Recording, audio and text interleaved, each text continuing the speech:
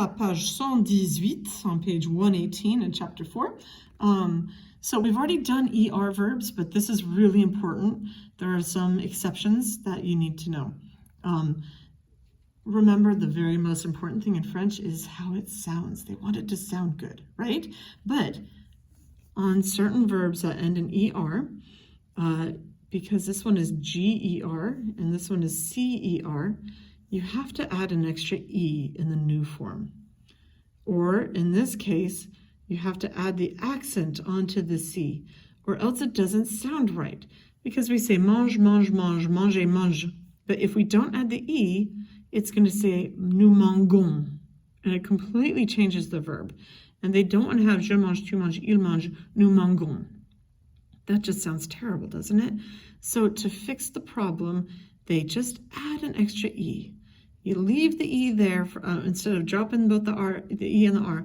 They leave the E, and then you say nous mangeons. That way it sounds exactly how they want it to, and it stays the same as the other verbs. Similarly, if we didn't add the accent here, it would be nous commençons, and that just doesn't sound good. They want it to be je commence, tu commences, il commence, nous commençons. So all you have to do is add the CD, the little accent, and then it's nous commençons. So it's not tricky, but you do have to pay attention to it.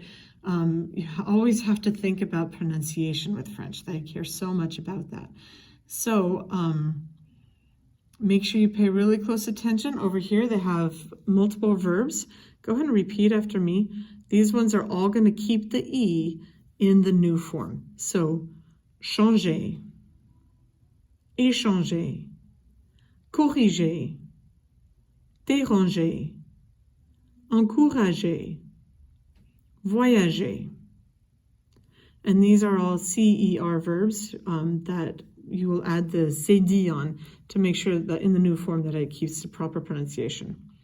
Placer, prononcer, remplacer, avancer, lancer.